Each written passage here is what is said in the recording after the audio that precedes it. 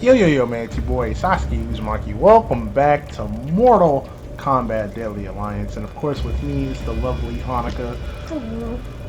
Alright, so we did Rich Homie Quan Chi today. As I'm recording this video, it was today that I uploaded it actually. That was yesterday I actually recorded it. But we're going with the Suteran Warrior Reptile. Reptile. What do you think of Reptile? Like, what do you think of him as a character? What do you think of him as a character? I think Reptile is one of those characters that's like, he's a bit underrated, I'd say. Versus, you know, like but even to like Ermac, because like Ermac I feel like is even more like kind of overrated than Reptile. That could be a controversial opinion. But because like even like I said, like Ermac gets more shine than Reptile. Like Reptile doesn't really get that much shine compared to Ermac. And then even the other ninjas like Scorpion and Sub-Zero, like obviously they're like top 2 everyone's favorite ninja, especially as far as video games go. Reptile, he's you know, and the fact that you know he pukes acid and you know, what, like the Deadpool, I think, in MK2 was like, what, like his specialty? I feel like that was like his specialty level, because, you know, his power is acid, so it's like, you know, that the Deadpool reminds me of Reptile, so, yeah, he's a dope character. I wish they would have used him more. Reptile's also one of those characters, I think, that, I think he was only missing in what, one game, which was Deception. Well, besides Deception, because he was a secret character in MK1, yeah, and then he was a character. Then he debuted in MK2. Then he was there in MK3, well, MK4, Ultimate, MK4, and then he was in this game. Wasn't Deception, wasn't Armageddon. Well, he wasn't in MK vs. DC yet. Yeah, so DC and I just had a brain fart. DC, Deception. Yeah, DC and Deception. And MK3, but technically, yeah, he was in the case, you know, in Ultimate. So, but he's one of those like underrated characters because he's not like Jade. Like Jade is like that third ninja. It's like nobody really like she's cool, but it's like she don't get as much props as she should. And Reptile's like that too. Right.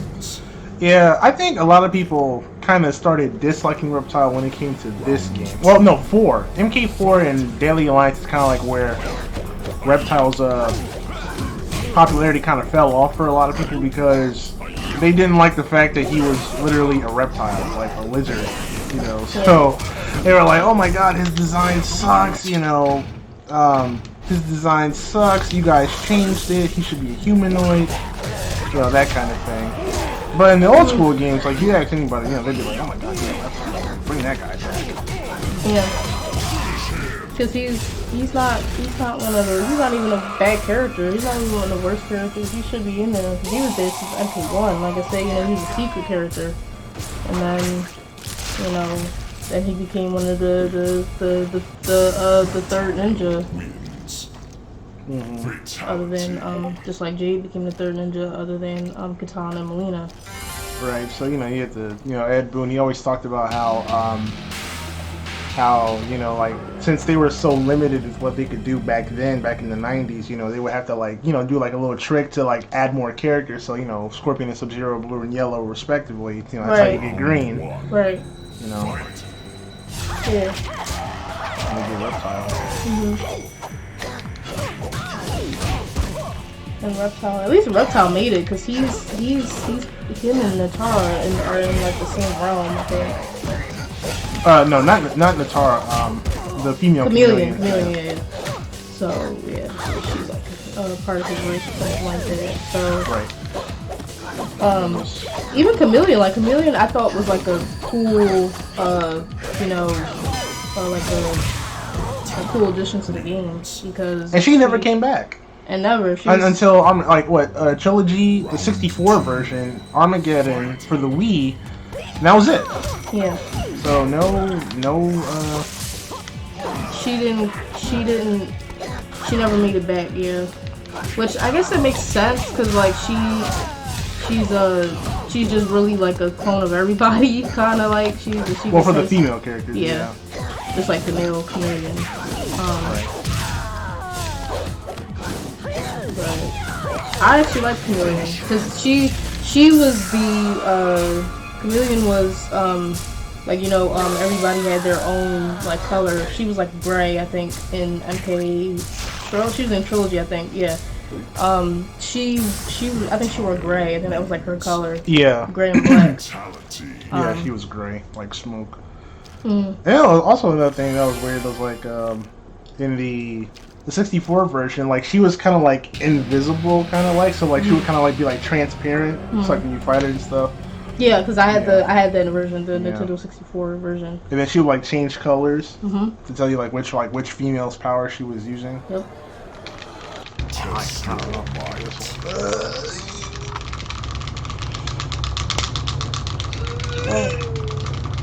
Oh no, it's going down. It's going down. Aww.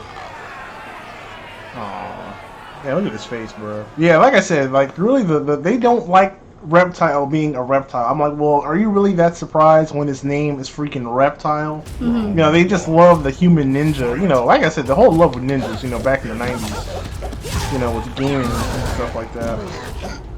You know, that was like kind of like their thing. You know.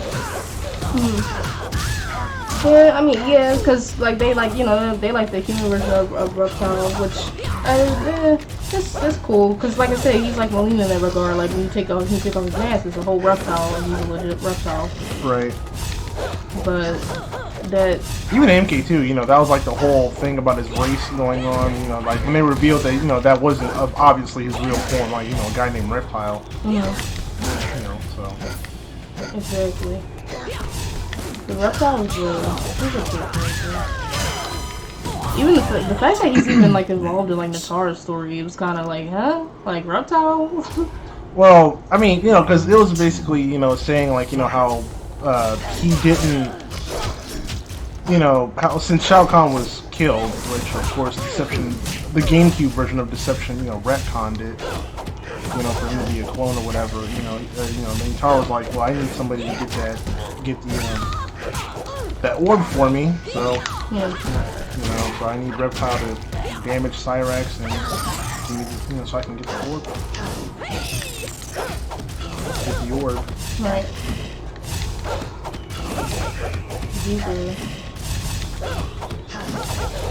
It's kind of funny how like Lee May was an X, not playable. Reptile is an X. Was in MPX, but wasn't in 11. Lee made, she only slightly made it back because she was a cameo in the MPX. She was literally just like really a cameo character. Same thing. Well, Boraicho actually he became DLC, but initially he wasn't in the game. Right. I thought Lee May might have had a chance, but nope, she was not there. That's the only thing about that is that she should have been, and it's funny because like, and then because I remember watching the character backgrounds thing, and when Ed Boon was explaining Lee May, he tried to say like, or I think it was him. It was between him or Vogel, and they were like, oh, that she's like this female Liu Kang with the her version was like the fast punch that she does instead of the kick, like hers was the flying punches. So they were like, oh, like she's like this female. It's like they didn't even go nowhere with her. Like I was like, okay, like why didn't they, like make her more relevant? I don't know. Good point. Even in this game, I felt like she wasn't even like, yeah, she was a new character, but it was like, yeah. Like I said in the last video, like the 3D era characters were pretty much kind of forgotten about. And then, to add to your point that I agreed, that I said for years, that whenever they made a new character, they just kind of disappeared. So, like, you know, no trace. You know, it's kind of like, you know, why bother even making these characters in the first place if you're not gonna, you know, if you're not even gonna bother bringing them back. Right. No, personally, there are characters that I don't, you know, care for really, but you know, it's all about a matter of preference when it comes to the, you know, the fan. You know, depending on who you ask. You know, some people might like Cobra, Kira, you know, the more obscure characters. Oh man.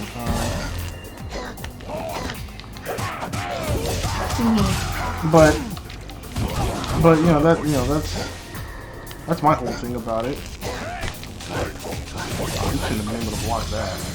Another thing that people may have forgotten or may have not known, I didn't even when I first saw the video, I didn't even pay attention to it because I remember I was watching what was it, Brusco, and one of his videos he was talking about like MK3 whatever, like scary things in Mortal Kombat you didn't notice or something like that, and he was saying that, oh, Johnny Cage was dead in MK3 and that's why he wasn't there, something like that. And then on, like, the tombstone, it was like his name, like Cage, Johnny Cage, or something like that. Right.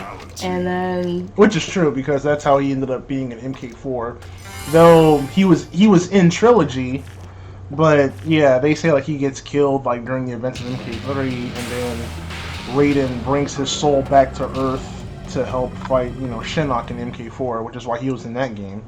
right. So yeah, so technically he did die. Like yeah, he did die legit in MK3. No, it's kind of ironic that he was in Trilogy anyway, but you know. Right. And then they were also, he also said that, he also mentioned that in Deception that, you know, in another realm they talk backwards or something like that, and I was like, huh? Like, because he played the clip of it, like, oh, in another realm they talk like backwards or whatever. And then it sounds like gibberish, and it's like, I never noticed that. I even asked my brother that, because he played the whole Conquest, and he finished it, so I was like, you know, do that? He's like, yeah, they talk, like, backwards on there. Right. I don't know if they did that on purpose, like, another one did that on purpose, or... I'm pretty sure like they did, you know, because it was supposed to be like, you know, like a kind of, like a demon thing, yeah. You know. So they probably knew what they were doing, that's probably what the intention was, so... I thought that was kind of weird because I never noticed that, and two, I had never played the stuff in Conquest, so I didn't know that he did that. I've only watched it. I haven't like actually played it. I've watched the Conquest, like the whole Conquest. I just haven't like actually played it through the Conquest. Yeah, like I did Armageddon. I played the whole Conquest of Armageddon, but I didn't do it with Deception. Like, man, oh my god, I want to see Conquest mode come back. Like, I wish there was just a way to like implement both a story mode that you can like watch as a cutscene and still play Conquest mode at the same time. You would think that with like today's technology, MK would have had a game like that, you know, for the single player, you know, like you have two different single player experiences, you know. You have one with you know, you have one with the actual story mode with the cutscenes and all that he plays every, you know, the different characters and stuff. And then you have one where you can play Conquest. That'd be cool. I wish Conquest would just return, but it's so far late into the series now. They should have. Yeah.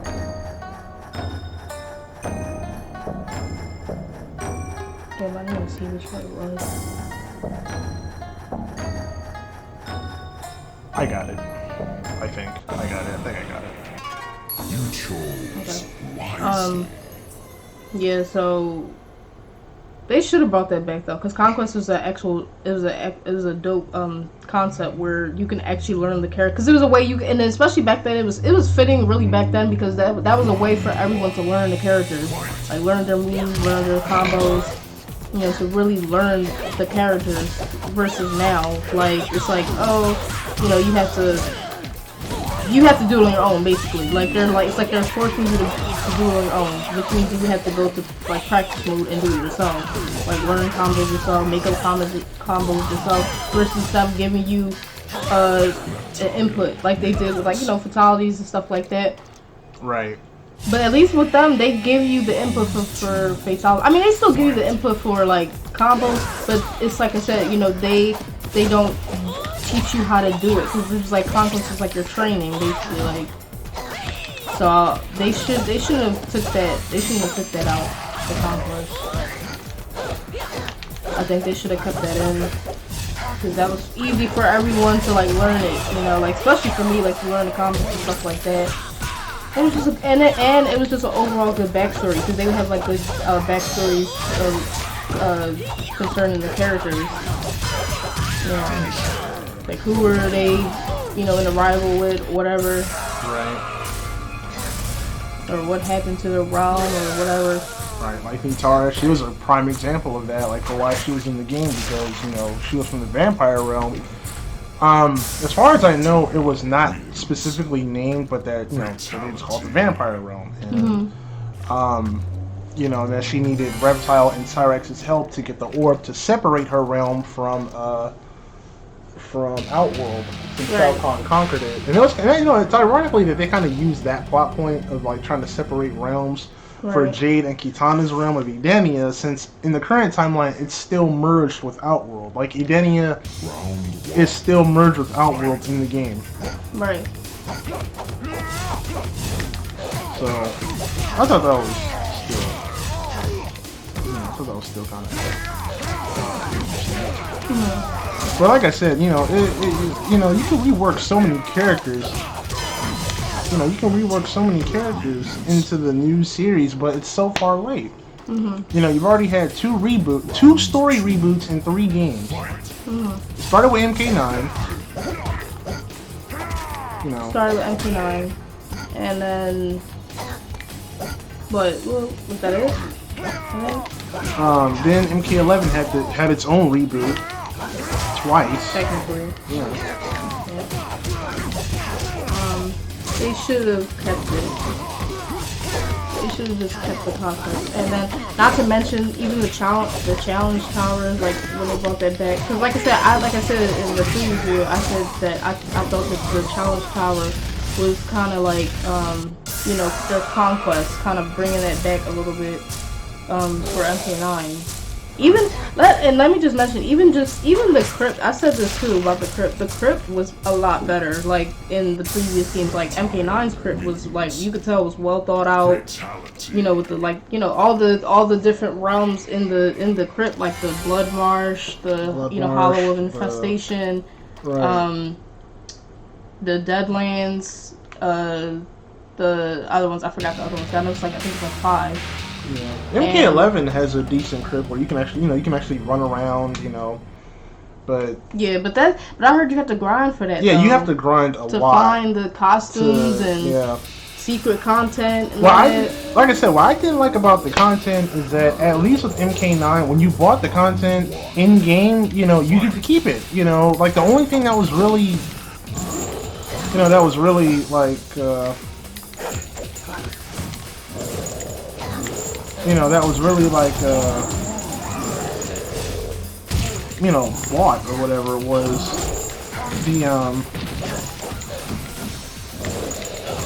the costumes and the characters for DLC. Right. But that was pretty much it. Like, it wasn't nothing like super hidden or anything like that. That's pretty much it. Like, that's the one thing I didn't like about that, was that when people were saying, like, in the beginning, especially in the beginning when they first played it, they said that they had to grind for it, and I was like, why do you have to do all that just for a costume or something? Right. Yeah, you're grinding like, you know, you can have like 1,000,000 coins and still not have enough for everything.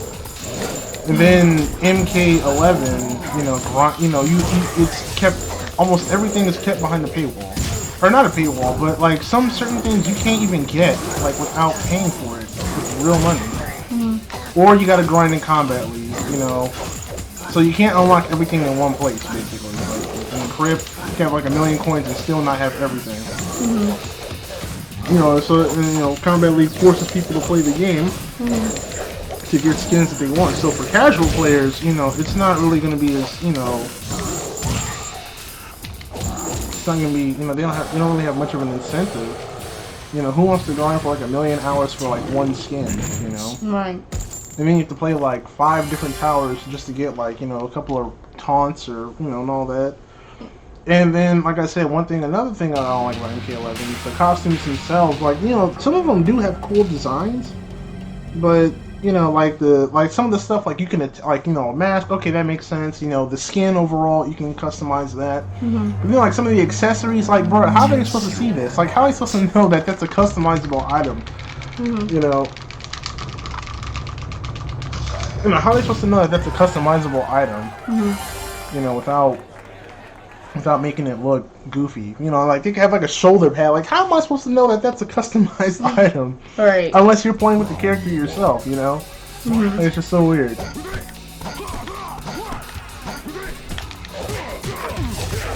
Man, you know, that's what they think. I'm like, come on, man. Like, someone's high at NetherRealm. Or Warner Brothers. That's why I don't understand. Like, cause I could have sworn that Ed was like the top. Like, he's like the boss. So why is it that, like, he, like, I thought it was just, like, all, you know, all what he says goes. Unless he's the one that's saying this stuff to, I guess, his creative team and, you know, putting these ridiculous ideas out that nobody asked for. I think it's probably more so Warner Brothers. You know, like, NetherRealm can design the game, but probably Warner Brothers is like, nah, you gotta charge people for this. You know, if they want this, they gotta pay like $10,000 for it. Oh my god. Which is a lot of fucking, like, money or coins or whatever. Like, I wonder how much it would literally cost to buy all the stuff, like all the DLC and all that. You know, it's like you can still buy all of that stuff and still not have everything in the game. That's what I don't understand. We got here fast. What the heck? How just wrong with it? Right. I guess because we were talking the whole time, like, I don't know, just kind of got to really on fast. Yeah. Well, I mean, we're almost done, so that works for me. Or probably about 25, probably like 25 minutes. Right. Like I said, man, like I said, the writing of the story, trash. They could have did way better. They have writers that, like, don't know what they're doing. They don't know the story. They have no idea. I mean, come on, dude. You can't reboot the series twice in 2 games, man. Come on. They didn't even bring back the Dragon King, but my god, I can only imagine how he would have been written if he came back. Or even Blaze. Like, Blaze was a prominent figure too, because he was literally, that's what everyone was trying to gain. Everyone was trying to gain his power, you know, in Armageddon. That was like pretty much the whole story of that. Like, everyone was trying to, that's why in the beginning everyone was on that pyramid trying to get, you know, to him. You know, gain his power because he was, you know, had this whole power thing, you know. Right. But now they didn't even bring him back. And that was another thing. See, an odd addition they brought back was Tremor. I was like, Tremor, like that. When they brought him back in MKX, I thought that was the most odd thing ever. Like, why Tremor? Of all characters, they chose Tremor. Like, I thought that was weird because Tremor, I think the last game I saw him in was Special Forces. I have not seen him since that game. I have not seen him since Special Forces, and that was it. Because I swore he wasn't in any of the game, and it was like, Tremor? Why is he? It was so odd, so random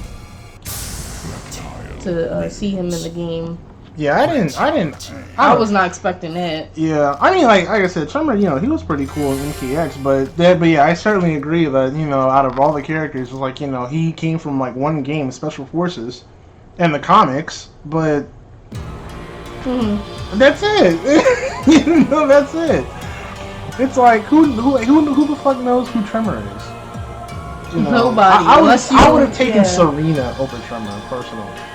That's another character I feel like was kind of underrated. They should have brought her back because she was technically the strong sulfurous stench that filled the chamber.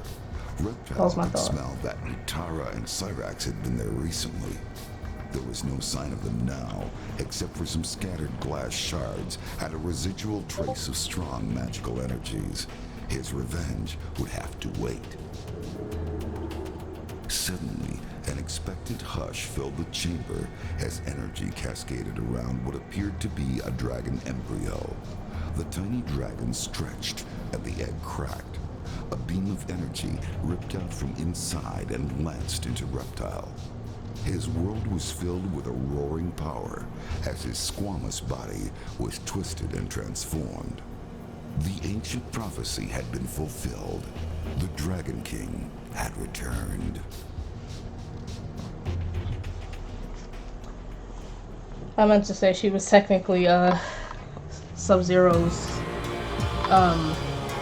original love interest. Well, that was his love interest in even though it's probably like low key mythologies. You know, like I said, it's kind of ironic that both Sub-Zero brothers, like the original Sub-Zero, was the one who had kind of had that whole love thing going on with her, and then the other Sub-Zero met her later in the MK games.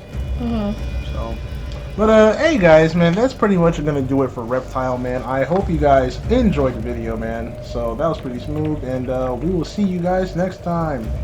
See ya.